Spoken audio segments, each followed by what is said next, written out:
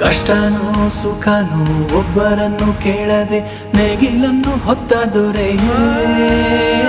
ಧನಿಕನು ಶ್ರೀಮಂತನು ಎಲ್ಲ ಒಂದೇ ನಿನಗೆ ನಿನ್ನ ಸಮ ಯಾರೋ ಪ್ರಭುವೇ